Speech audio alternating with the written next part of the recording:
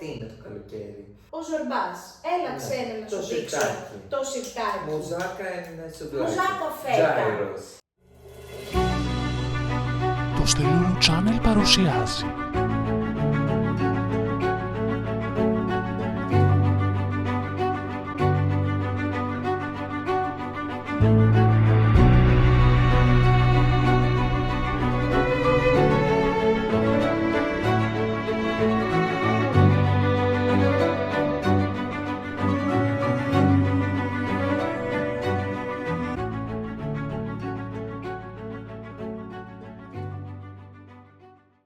Εάν υπάρχουν κοινά για πατούσες που πιάνουν μακαρόνια, θα υπάρξει και κοινό για τα μάτια της Στέλλης. Να πω ότι εργάζομαι στο τουριστικό προϊόν τα τελευταία 12 χρόνια. Έχω φάει τον τουρισμό με το κουτάλι της σούπας. Συχαίνομαι το καλοκαίρι. Κανένας πολυκύτταρος οργανισμός δεν μπορεί να λειτουργήσει εύρωστα σε θερμοκρασίες παρατεταμένες άνω των 30 βαθμών. Το καλοκαίρι έχει συνυφαστεί ότι είναι η περίοδος της χαλάρωσης, των διακοπών, της σωματικής και ψυχολογικής ξεκούρασης και γενικότερα το ότι οι ρυθμοί πάνε λίγο πιο αργά. Είναι όλα πιο χαλαρά. Ντυνόμαστε πιο ελαφριά, εκτίθεται το σώμα μας, εκτιθέμεθα και εμείς. Νιώθεις εκτεθειμένος? Δεν νιώθω εκτεθειμένος, αλλά ίσως ξέρεις. Αν μιλάμε για τα μπούτια και τα μπράτσα σου. Δεν νιώθω καθόλου εκτεθειμένος, να δείτε. Εγώ έρχομαι τώρα να ρωτήσω τον εργαζόμενο στον τουρισμό Μανώλη, όχι τον Μανώλη Κάτοικο, Μπράτσα. θα ήθελα να... Κάτοικο Ναι. Χανίων ή Ελλάδας. Θα μιλήσουμε φυσικά και για τον εργαζόμενο. Ας μιλήσουμε για τον εργαζόμενο. Να πιάσουμε λοιπόν τι βιώνει ο εργαζόμενος στο τουριστικό πλαίσιο, θα πρέπει να κάνουμε ένα reverse, να δούμε πώς έρχεται ο επισκέπτης στον εκάστοτε προορισμό και τι αντίκτυπο έχει αυτό στον εργαζόμενο. Έχει πολύ μεγάλο ενδιαφέρον να δούμε πώς... Εδώ θα ήταν ωραία να είχαμε καλεσμένο και έναν επισκέπτη. Excuse me. Hi. Can we ask you a few questions? Yeah, of course. Tell me. How are you experiencing the Greek summer in Hania? Well, I really had an amazing time. The weather is nice, the food is great, the beaches are amazing, so it's a top favorite place. I do recommend you should come. The island is beautiful. Amazing. Have a lovely time. You too. Bye. Bye. Λοιπόν, θέλω να πω το εξής τώρα και αυτό αφορά κυρίως την post-COVID εποχή. COVID και post-COVID. Λοιπόν, θα μιλήσω πρώτα για την ελληνική πραγματικότητα, γιατί υπάρχουν μικρές διαφορές με την πραγματικότητα του εξωτερικού. Ο Έλληνας κάνει daydreaming, ονειρεύεται τις καλοκαιρινές διακοπές του Αυγούστου από το Γενάρη. Από το Σεπτέμβρη. Σκέφτεται από το Σεπτέμβρη πόπο να έρθει ο επόμενος Αύγουστος να πάω διακοπές. Ισχύει αυτό. Είναι μια πραγματικότητα ότι αυτό αφορά κυρίως την υπηρετική Ελλάδα και κυρίως στην Αθήνα που ζει ο μισός πληθυσμός της Ελλάδος, ότι από τον Απρίλιο, λίγο πριν το Πάσχα, για να μην πω από τον Μάρτιο, ξεκινάνε τα πηγαδάκια που κλείσατε διακοπές. Εμείς στη Σύφνο με τη Μαρία πήγαμε πέρυσι. Πολύ ωραίο και το ταβερνάκι του Κυριόλη θα στο γράψω εγώ για να πας. Και υπάρχει αυτό το σουσού, άσε που σου ζητάει και ο εργοδότης από τον Απρίλιο να δηλώσεις τις μέρες κτλ. Επομένως υπάρχει μία πίεση που εντείνεται για τις διακοπές του καλοκαιριού και σου δημιουργεί πάρα πολύ έντονα συναισθήματα. Δηλαδή, αχ τι ωραία, κλείσαμε διακοπές, άντε να έρθει να ανυπομονείς από τον Μάρτη και τις διακοπές του Αυγούστου. Όμως, τι είναι αυτό? Υπάρχει και μία άλλη μερίδα που και εδώ πρέπει να εστιάσουμε. Αν δεν έχω λεφτά να κλείσω διακοπές, αν δεν έχω γκόμενο, παρέα, αν πρέπει να συμβιβαστώ, πω δες, η Στέλλα έκλεισε διακοπές, εγώ που θα πάω, πάλι στην Αθήνα θα ξεμείνω, πού, στη Λούτσα θα τη βγάλω. Τι προσδοκίες υπάρχουν λοιπόν για το καλοκαίρι? Να περάσω τέλεια, αν είμαι ελεύθερος, να έχω πολλούς καλοκαιρινούς έρωτες, αν είμαι σε σχέση να τα πάμε καλά, να μου γάμο, στο ηλιοβασίλεμα, στη Τζιά, στη Νία, στη δεν ξέρω τι, να φάω τα καλύτερα πράγματα, να βγάλω τα καλύτερα story, να ζηλέψει η Βούλα από το γραφείο και πραγματικά να μου αλλάξει τη ζωή. Το φετινό καλοκαίρι να μου αλλάξει τη ζωή. Τα είπες όλα. Πάμε τώρα να τα πιάσουμε ένα-ένα. Είπαμε πριν ότι έχουμε άγχος και πίεση πριν καν ξεκινήσουν στην ιδέα των διακοπών και όταν έρθουν οι αυτούσιες διακοπές πρέπει να τα βρω με τον άντρα μου, με το παιδί μου, με τον εαυτό μου, να ξεκουραστώ σωματικά και ψυχολογικά, να φάω, να πιω, να ξενυχτήσω, να φορέσω τα καλύτερα trends, να βγάλω τα καλύτερα TikTok, τα καλύτερα story, να πάω εκεί που πάνε όλες, τις καλύτερες παραλίες, τηλεφωνήσει, εδαφοσίσει που μου λένε οι τουρίστες, μπάλος, να πάω gyros, να τα κάνω όλα μέσα σε 15 ημέρες. Μην έχοντας υπόψη ότι μαζί με μένα υπάρχουν άλλοι χιλιάδες τουρίστες εδώ πέρα. Έχουν έρθει να φάνε gyros. Και να κάνουν ακριβώς τα ίδια πράγματα γιατί έχουν ακριβώς τις ίδιες απαιτήσεις. Και στο τέλος των διακοπών τους βλέπω να φεύγουν όλοι με τα νεύρα τους πολλαπλασιασμένα. Κουρέλια. Και να λένε πέρασα σκατά φέτος. Τα Χανιά μου σπάσανε τα νεύρα. Το πιο βασικό, φίλε ακροατή και τηλεθεατή, είναι ότι οι καλοκαιρινές διακοπές λειτουργούν σαν ένα reboot του εαυτού μας. Εάν όμως δεν φροντίσεις τον εαυτό σου καθ' όλη τη διάρκεια του έτους να ποτίσεις αυτή τη γλαστρούλα λίγο-λίγο, οι 12-15 μέρες το χρόνο δεν θα σου κάνουν απολύτως τίποτα. Μία τρύπα στο νερό, θα χάσεις και 1.500 ευρώ και μετά θα κλαις και θα τα νομίζεις ευρουλάκια με ευρουλάκια. Σε αυτό το σημείο, Μανώλη, έρχομαι να σε ρωτήσω και με ενδιαφέρει πάρα πολύ να εμβαθύνω εδώ. Πώς είναι ο Έλληνας επισκέπτης? Λοιπόν, ο Έλληνας επισκέπτης post-COVID έχει τα εξής χαρακτηριστικά. Αφενός έχει όλη αυτή την πίεση των καλοκαιρινών διακοπών του Αυγούστου, που είπαμε πριν και το αναλύσαμε, το περιμένει, το ότι υπάρχει αυτό να τα κάνω όλο αυτό το 15ήμερο. Αυτό που έχει ενταθεί πάρα πολύ είναι ότι είναι τόσο ακριβά όλα, έχει φτύσει τόσο πολύ αίμα για να ανταπεξέλθει σε αυτό, επομένως όταν θα έρθει για διακοπές, θα πει θα το πάρω αυτό, αλλά θα φτύσει αίμα για να μου το πουλήσεις. Βγάζει μια κακή, μια εμπάθεια, ότι ναι, θα το πιω το κοκτέιλ 10 ευρώ, αλλά φίλε, με μένα θα φτύσεις αίμα, θα σου ακυρώσω την παραγγελία 5 φορές. Την παντόφλα αυτή θα μου τις κατεβάσεις όλες. Ξέρει ο Έλληνας να έρθει επισκέπτης κάπου? Όχι, δεν ξέρει. Όλα του ανήκουν, όλα τα γνωρίζει. Είναι ένα χαρακτηριστικό του Αθηναίου, ας πούμε, όπου γνωρίζει τα πάντα. Ξέρω ένα ταβερνάκι θα σε πάγω, δεν το ξέρει κανείς. Και ποιο ταβερνάκι εννοεί? Τον Αποστόλη στο Το Μιχάλη, πρέπει να το πάρω. Ξέρω ένα μέρος που παρκάρεις και τέτοιο. Ποιο εννοεί εδώ κάτω ένα κουμπότσελ που δεν μπορείς να παρκάρεις τώρα, τι να σου πω. Έχει χαρακτηριστικό του Αθηναίου, είναι η ξερολίαση. Στο Άττικα το βρίσκουμε πιο φτηνό. Πήγαινε πάρ' το από το Άττικα. Μα μην μου πρίζεις εμένα το σηκώτη. Αν βρίσκεις την παντόφλα πιο φτηνή στο Άττικα, πάρε λίγο το αεροπλάνο, γύρνα πίσω. Πάρε παντόφλες, έτοιμος. Μα δεν γίνεται αυτό το πράγμα. Αλλά γενικά ο Έλληνας έχει λίγο το ότι εφόσον είναι μπόσι. Πληρώνω, μου ανήκουν όλα. Πληρώνω. 5 ευρώ, μου ανήκουν όλα, κατάλαβες. Ναι. Πολύ τζαμπατζής, θέλει να τα περάσει και προ-COVID ήταν αυτό, δηλαδή θέλει να περάσει με 10 ευρώ, να του ανοίξει σαμπάνιες, κυριολεκτικά. Για να μην πούμε από πολύ έγκυρες πηγές φίλων μου που δουλεύουν στα ξενοδοχεία κτλ. Είναι μια άλλη πολύ δύσκολη πίστα. Κλείνει δηλαδή για παράδειγμα, ένα πολύ χαρακτηριστικό παράδειγμα είναι το ότι πολιτική των ξενοδοχείων είναι ότι ένα δίκλινο δωμάτιο και αν υπάρχει μωρό κοιμάστε μαζί σας φέρνουν μια κούνια εάν ξέρω το παιδί είναι μέχρι 2 ετών. Γνωρίζω. Και σκάνε στην άφηξη, στο ρεσεψιόν με το λεπτάκι. 13, όχι μαζί κοιμόμαστε, όλοι μαζί. Βρε άνθρωπε μου, πού θα κοιμηθείτε, είναι 13 χρονών, ένα 80, ξέρω, ένα 70. Ναι, όχι και στο σπίτι μαζί κοιμόμαστε. Ναι, το ότι υπάρχουν κάποιοι κανόνες ασφαλείας, το ότι το δωμάτιο είναι 20 τετραγωνικά και χωράει μέχρι 2 άτομα, σε περίπτωση σεισμού ή φωτιάς πώς θα βγείτε, ή το ότι δεν χωράει κάποιος άλλος το σκέφτεσαι και εκείνη τη στιγμή ξενερώνει, γιατί πρέπει να ανοίξει το πορτοφόλι να πληρώσει ένα τρίτηνο, ας πούμε.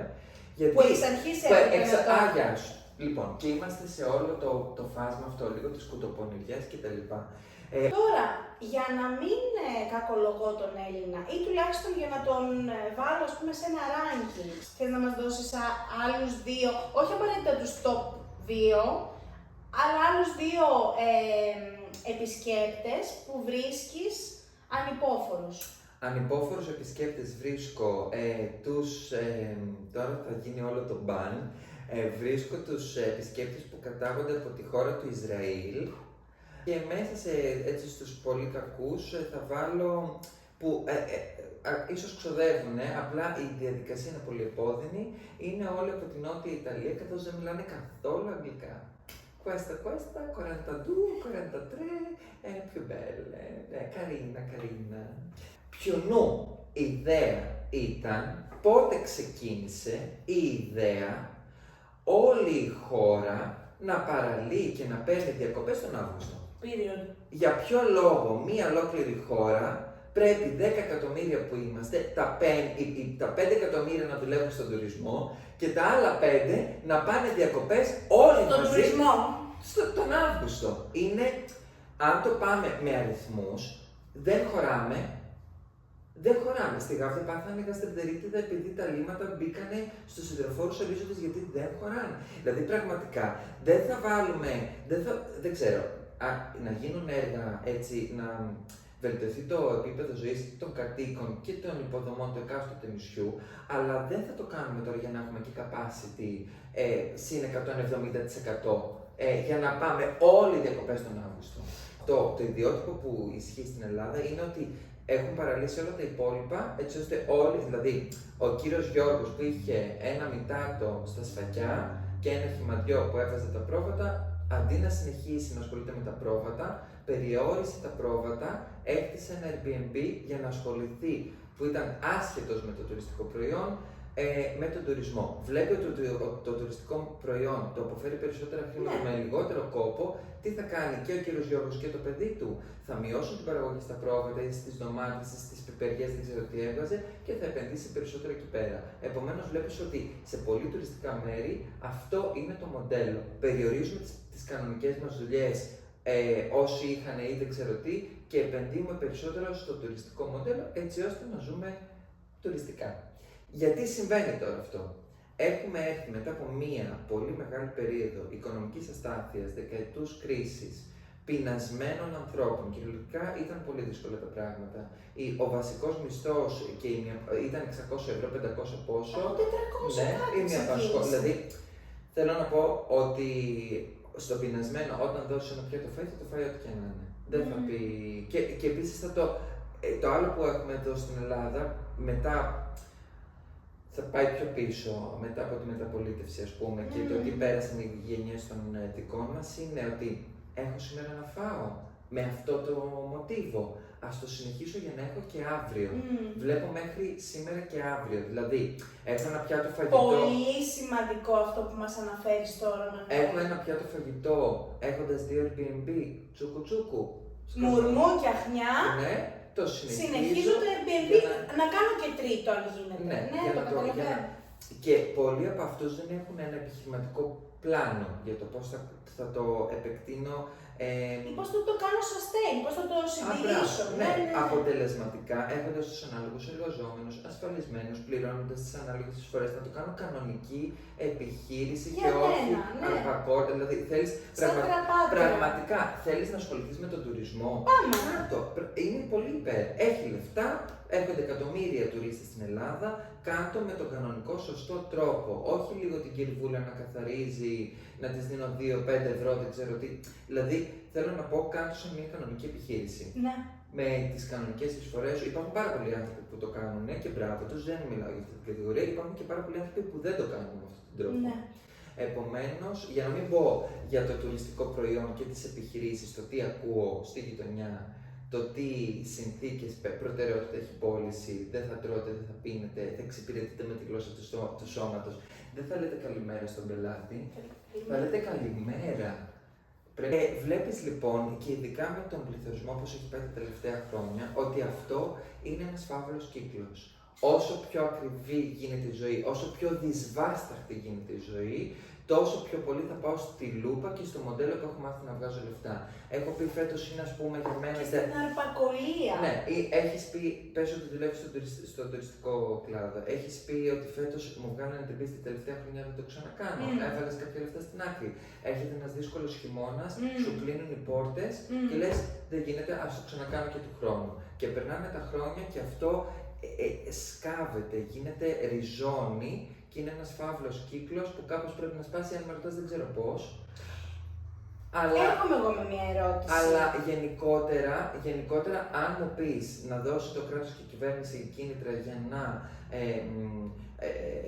αποσυμπιεστούν και οι άλλοι τομείς, θα σου πω ναι, αλλά και το κράτος λειτουργεί όπως ο εργαζόμενος που σου είπα. Δηλαδή, λέει... Βλέπω ότι μου βγάζει λεφτά αυτό. Θα προσπαθήσω το χειμώνα, ας πούμε, ή να πάρω κάποια μέτρα για τα επόμενα χρόνια για να δώσω κίνητρα και σε άλλους τομείς. Το θετικό, ας πούμε. Το πρόβλημα, ούτε πρόβλημα είναι ούτε θετικό. Το γεγονός με τον τουρισμό είναι ότι αποφέρει άμεσα χρήματα. Δηλαδή, το κράτος στο τέλος της χρονιάς από το ΦΠΑ, από τα έσοδα κτλ. έχει δει άμεσα κάποια εκατομμύρια, δισεκατομμύρια ευρώ, δεν ξέρω τι.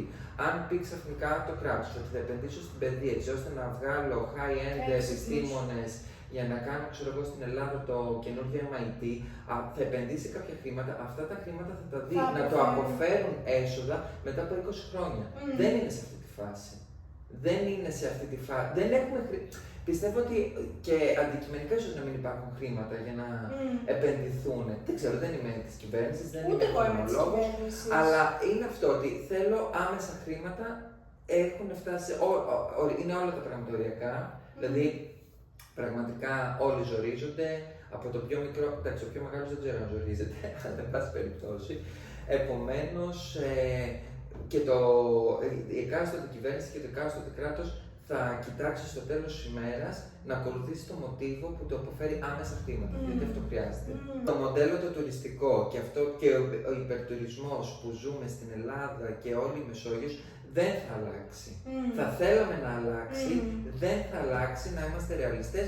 Ζούμε το 24, καπιταλισμός, τα λεφτά είναι για τα λεφτά, όλο αυτό θα κυνηγάνε. Είναι όμως αυτή η άποψη ή η τοποθέτηση, ότι λες ότι αυτή είναι η πραγματικότητα, είναι αυτό το προβληματικό της υποθέσεως, δεδομένου ότι βλέπω, ας πούμε, στην Βαρκελόνη, μία μερίδα κόσμου να αντιστέκεται, να μπουγελώνει τους Άγγλους.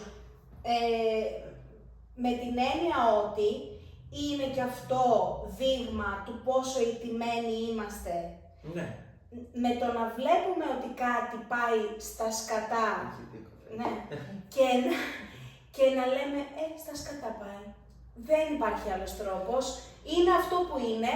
Κοιμηθείτε όλοι, δουλέψτε 15 ώρες, σκοτωθείτε άμα είναι και μετά λέτε να φτιαχτεί ο ΒΟΑΚ και μουρμού και αχνιά. Λοιπόν, ποια είναι η διαφορά της Βαρκελόνης με της Χανιώνης? Μου δίνεις μια πολύ μεγάλη πάσα. Είχα ακριβώς πριν μία εβδομάδα, είχαν έρθει κάποιοι φίλοι μου που ζουν στη Βαρκελόνη και τους ρώτησα για αυτό το πράγμα. Όντως έχουν ψηφιστεί και έχουν γίνει μέτρα έτσι ώστε να σταματήσει ο υπερτουρισμός κτλ.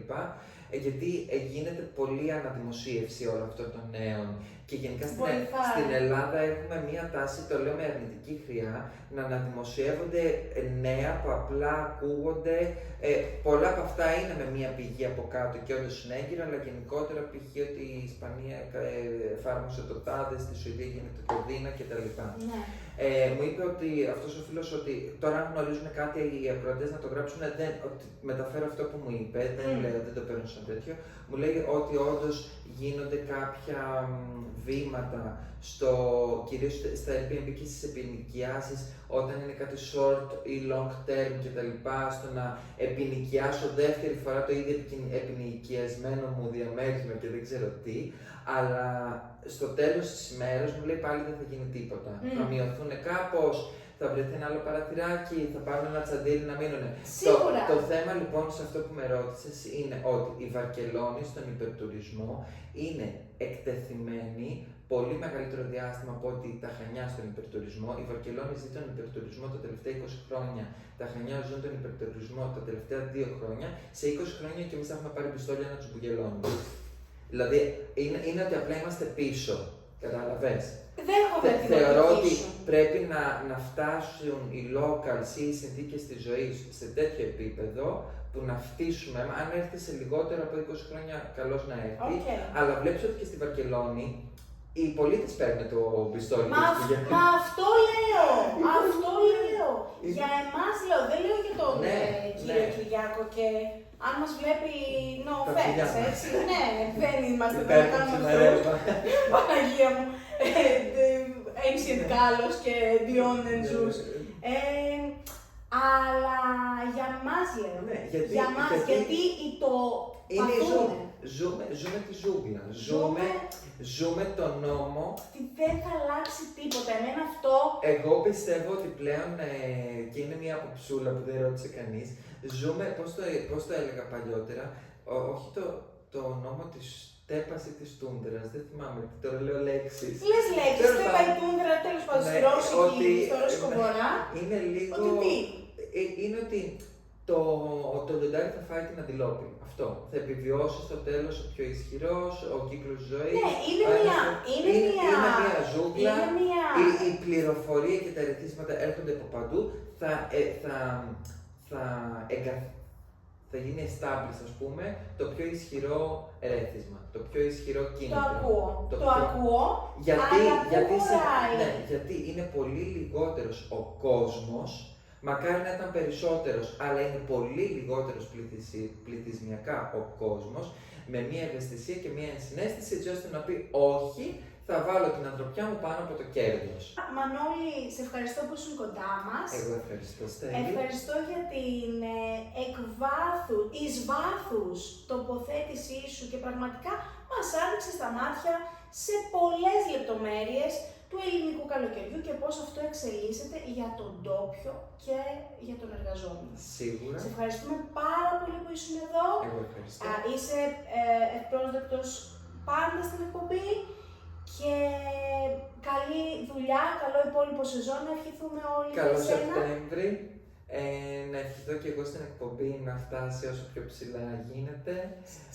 Είσαι κεντρική παρουσιάστρια με τα μάτια της Στέλης κοντινά στα μάτια. Ευχαριστώ πολύ και θα τα ξαναπούμε σύντομα. Καλή συνέχεια. Καλή συνέχεια, φίλες Γεια και σας. φίλοι.